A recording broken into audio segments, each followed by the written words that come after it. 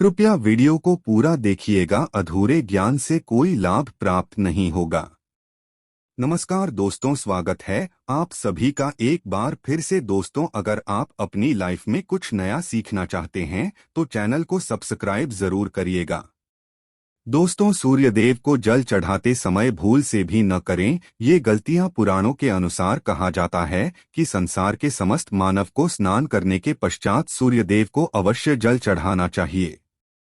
तांबे के लोटे से जल चढ़ाना बहुत ही अच्छा माना जाता है। जल के साथ अक्षत एवं फूल मिश्रित कर सूर्यदेव को जल चढ़ाने से सूर्यदेव बहुत ही जल्दी प्रसन्न होते हैं। जल को चढ़ाते समय सूर्य देव के मंत्र का उच्चारण भी करना चाहिए, इससे मन में सकारात्मक ऊर्जा प्रवेश करती है। जिन लोगों का स्वास्थ्य अक्सर खराब होता है, यदि वे लोग हर सुबह स्नान करने के उपरांत सूर्यदेव को जल चढ़ाते हैं तो उनको स्वास्थ्य से संबंधित जितनी भी समस्या होती है उन सभी का निवारण प्राप्त हो सकता है। बहुत से लोगों की कुंडली में सूर्य की दशा ठीक नहीं होती। इन लोगों को अवश्य ही रोजाना स्नान करने के पश्चात सूर्यदेव को जल चढ़ाना चाहिए। इससे उनके घर में जो भी खराबी है उसमें सुधार आ सकता है। सवाल यह है कि सूर्य भगवान को कैसे जल चढ़ाएं एवं कब जल चढ़ाएं। चलिए अब हम बात करते हैं कि सूर्यदेव को जल चढ़ाते समय हमें किन बातों का ध्यान रखना चाहिए। यदि आप सूर्यदेव को जल चढ़ाते समय ये गलतियां कर रहे हैं तो सूर्यदेव को जल चढ़ाना और न चढ़ाना एक समान है। आइए जानते हैं सूर्यदेव को जल चढ़ाते समय होने वाली गलतियों के बारे में। हो सकता है कि इन्हीं गलतियों के कारण आपके रोजाना सूर्यदेव को जल देने से भी आपको किसी भी तरह का कोई लाभ प्राप्त नहीं हो पा रहा है। लेकिन दोस्तों, उससे पहले आपसे रिक्वेस्ट करते हैं कि वीडियो को लाइक जरूर करिएगा, दोस्तों को शेयर कर दीजिएगा और अगर आपने अभी तक चैनल को सब्सक्राइब नहीं किया है तो चैनल को सब्सक्राइब करके बेल आइकन जरूर बताइएगा। सबसे पहली बात, पूर्व की ओर मुख रखें। सूर्यदेव को हमेशा पूर्व की ओर मुख रखकर जल चढ़ाना चाहिए। जल चढ़ाते समय उस जल के छींटे आपके पैरों के ऊपर नहीं पड़नी चाहिए। हमेशा इस बात का ध्यान रखिए कि जहां से भी आप जल चढ़ा रहे हैं उस स्थान से सूर्यदेव को देने वाले अजय का जल आपके पैर में किसी भी हाल में नहीं गिरना चाहिए। अगर जल चढ़ाते वक्त आपके पैर में भूजल गिरता है तो ये अच्छी बात नहीं है, क्योंकि इससे सूर्यदेव क्रोधित हो जाते हैं। आपके ऊपर किसी के अशुभ दृष्टि भी बढ़ सकती है। सूर्यदेव को जल चढ़ाते समय सूर्यदेव के इस मंत्र का जाप करें, ओम सूर्याय नमः। दूसरी बात, बिना स्नान किए जल न चढ़ाएं। भूल से भी यह गलती न करें। बिना स्नान किए सूर्यदेव को जल चढ़ाएं। सूर्यदेव को स्वच्छता बेहद ही पसंद है। ऐसे में यदि आप बिना स्नान किए उन्हें जल चढ़ाएंगे तो वो आपसे रुष्ट हो जाएंगे और आप जिस कारण से उन्हें जल चढ़ा रहे थे उस कार्य में भी आप असफल हो जाएंगे। तीसरी बात, ताम्रपत्र का उपयोग। आजकल प्लास्टिक का बड़ा फैशन चल रहा है। प्लास्टिक की किसी भी प्रकार की चीजों से सूर्यदेव को जल बिल्कुल भी अर्पित न करें। इसके अलावा स्टील, पीतल, कांच इत्यादि पत्रों का भी प्रयोग न करें। सूर्यदेव को जल चढ़ाने के लिए हमेशा ताम्रपत्र का प्रयोग करना चाहिए। इसके पीछे वैज्ञानिक कारण यह भी है कि सूर्यदेव की उष्णता से प्लास्टिक से कुछ जहरीली गैसें निकलती है जो हमारी सेहत के लिए भी अच्छी नहीं होती। चौथी बात, ब्रह्मा मुहूर्त में ही अर्पित करें जल। कोशिश करें कि ब्रह्मा मुहूर्त में ही आप सूर्यदेव को जल अर्पित करें। ब्रह्मा मुहूर्त का समय अर्थात सुबह के 3 से 5 बजे का समय सूर्य देव को जल अर्पण करने का सबसे अच्छा समय माना जाता है। जल चढ़ाने से पूर्व आपकी नियमित क्रियाकलाप भी पूर्ण होनी चाहिए। आप स्वच्छ वस्त्र पहनकर ही सूर्य को अर्घ्य दें। ऐसा करने से 9 ग्रह की कृपा जल चढ़ाने वाले व्यक्ति के ऊपर सदैव बनी रहती है। पांचवी बात, अक्षत एवं फूल अवश्य हो। सूर्यदेव को जल चढ़ाते समय जल में अक्षत, रोली, फूल अवश्य होनी चाहिए। अगर आपके पास कुछ भी नहीं है तो अक्षत से काम चला सकते हैं, बस खाली सिर्फ जल चढ़ाएं। छठी बात, हाथ सिर के ऊपर रखें। हमेशा अपने हाथों को सिर के ऊपर रखकर ही सूर्यदेव को जल अर्पित करना चाहिए। जब जल की धारा सूर्य देव को अर्पित करते वक्त गिरती है तो उसी धारा से सूर्य देव को देखना चाहिए। कहा जाता है कि ऐसा करने से व्यक्ति के ऊपर सूर्य देव की कृपा बनी रहती है एवं व्यक्ति के मन में सकारात्मक ऊर्जा भी प्रवेश करती है। 7वीं बात, चप्पल न पहने। भूल से भी आपके पैर में चप्पल नहीं होनी चाहिए।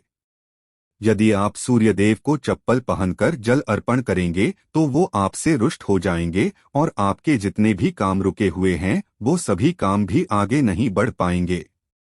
इसलिए हमेशा सूर्य देव को नंगे पैरों में रहकर ही जल अर्पित करें। 8वीं बात, रविवार के दिन अवश्य जल चढ़ाएं। आप हर दिन सूर्य देव को जल चढ़ाएं या न चढ़ाएं, लेकिन रविवार के दिन सूर्य को जल अवश्य चढ़ाना चाहिए, क्योंकि रविवार का दिन सूर्य भगवान का दिन होता है।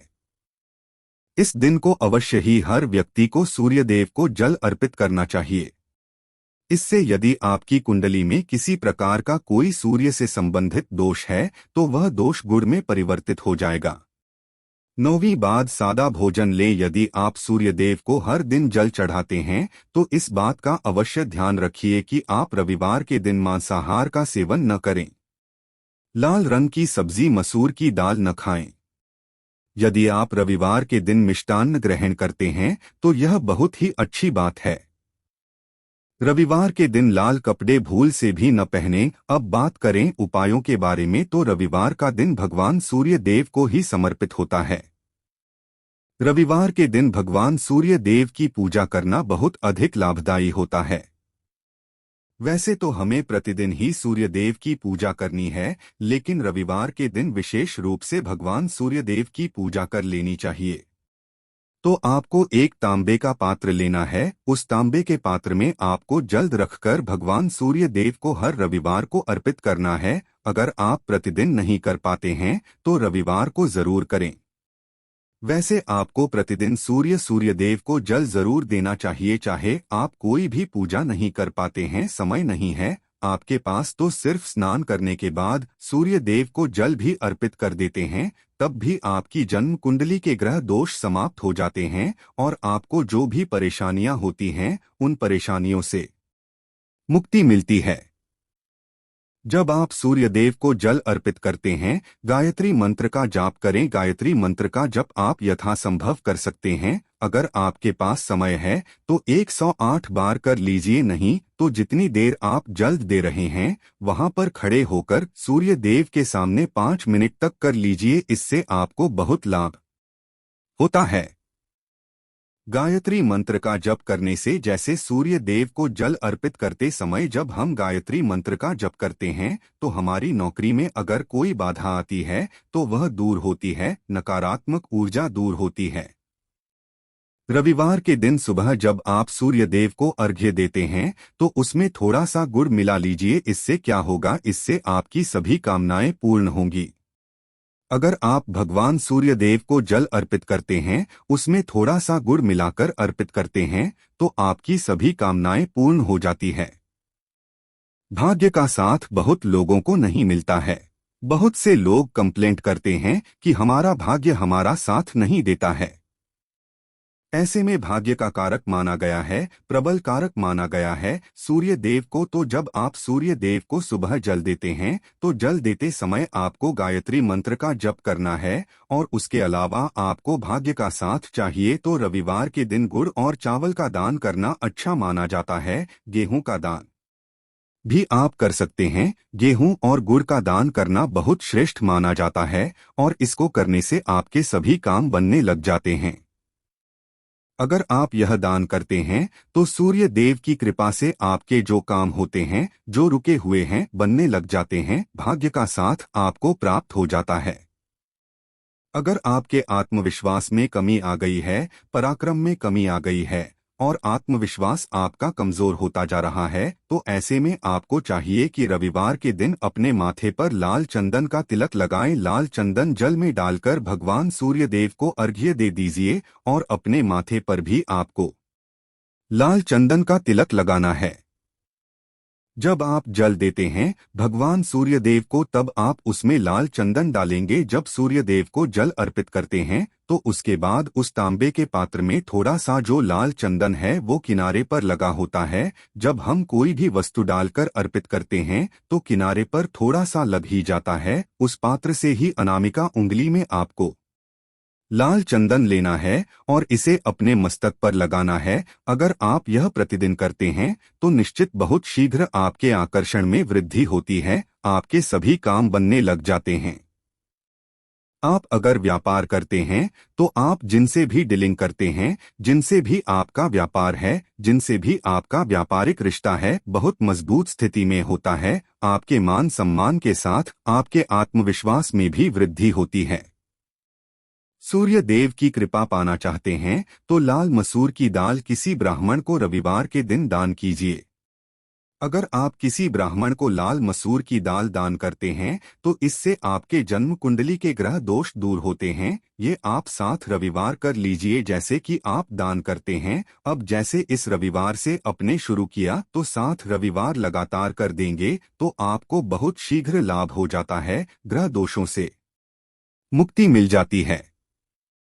रविवार के दिन गुड़ खाकर किसी काम पर निकलना चाहिए। जैसे प्रातः काल आप थोड़ा सा गुड़ खा लेते हैं तो इससे सूर्यदेव बलि हो जाते हैं।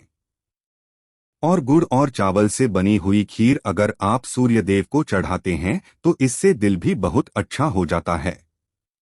भगवान सूर्यदेव को अर्पित करने के बाद आप यह खीर प्रसाद स्वरूप स्वयं भी खा सकते हैं और परिवार के सभी लोग खा सकते हैं। इससे आपकी तरक्की होती है, जीवन में आपको सफलता की प्राप्ति होती है।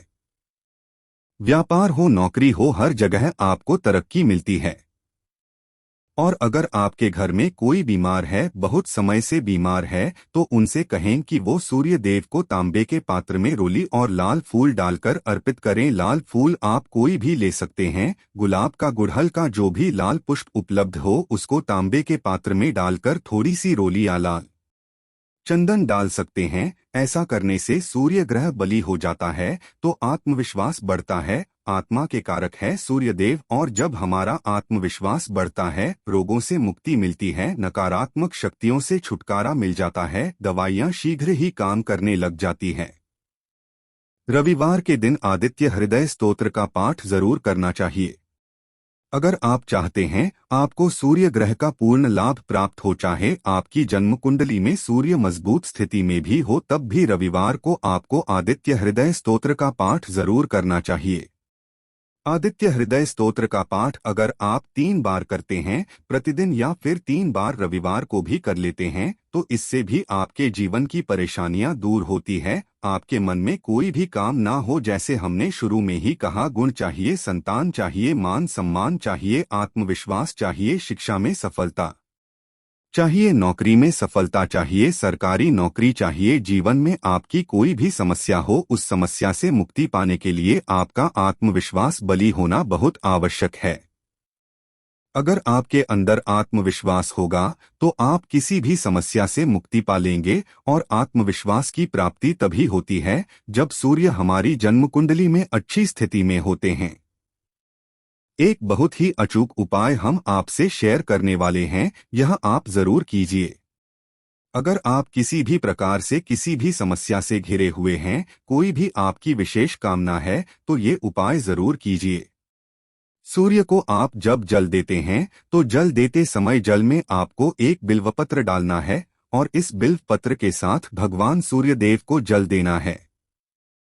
तो आप तांबे का पात्र ले लीजिए, उसमें थोड़ा सा गंगा जल डालें, थोड़ा सा जल डालें, थोड़ा सा रोली डालें और इसके साथ ही एक बेलपत्र डाल दीजिए। आप थोड़े से अक्षत भी डाल सकते हैं। अक्षत क्या होता है? चावल होता है जिसके टूटे हुए दाने न हो, बिल्कुल साबुत चावल होता है, उसे अक्षत कहा जाता है। तो थोड़े से अक्षत, रोली और बिल्वपत्र डालकर भगवान सूर्यदेव को जल देना है।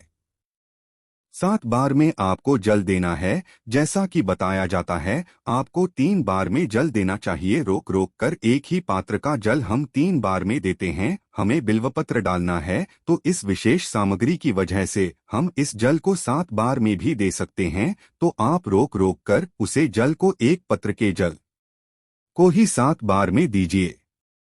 भगवान सूर्य देव को देखते हुए आपको मंत्र बोलना है, ओम रहीम रहीम रहीम सूर्याय नमः, ओम रहीम रहीम रहीम सूर्याय नमः। तो इस प्रकार से आप इस मंत्र को बोलते हुए अगर सूर्यदेव को जल अर्पित करते हैं तो शीघ्र ही आपके मन की कामनाएं पूर्ण हो जाती है। आपकी जो भी कामना है भगवान सूर्यदेव से कहें। थोड़े समय तक आप आदित्य हृदय स्तोत्र का पाठ कर सकते हैं। चाहे तो 1 बार या 3 बार या फिर 108 बार गायत्री मंत्र का जप कर लीजिए, या भगवान सूर्यदेव का कोई भी एक मंत्र जिसका आप 108 बार जप कर सकते हैं। जरूर इस प्रयोग को करने के बाद कीजिए, इससे आपके कामना बहुत शीघ्र पूर्ण हो जाती है। दोस्तों, आज की वीडियो में हमने सूर्य को मजबूत करने का उपाय बताया। सूर्य को मजबूत करना बहुत आवश्यक है। सूर्य आत्मा के कारक है और सबसे जरूरी है आत्मविश्वास का बली होना। अगर हम जीवन में किसी भी प्रकार की सफलता पाना चाहते हैं तो बहुत जरूरी है कि आप सूर्यदेव की आराधना कीजिए। प्रतिदिन कीजिए और रविवार के दिन विशेष रूप से कीजिए। उम्मीद करते हैं आज की वीडियो से आपको लाभ अवश्य होगा। आज के लिए बस इतना ही दोस्तों। अगर आपको यह वीडियो पसंद आया है तो वीडियो को लाइक करिएगा, दोस्तों को शेयर जरूर करिएगा और चैनल को सब्सक्राइब करके बेल आइकन जरूर दबाई होगा ताकि आने वाला नॉलेजेबल वीडियो आपको सबसे पहले मिले। दोस्तों, मिलते हैं अगले वीडियो में, तब तक के लिए good bye. Thanks for watching my video.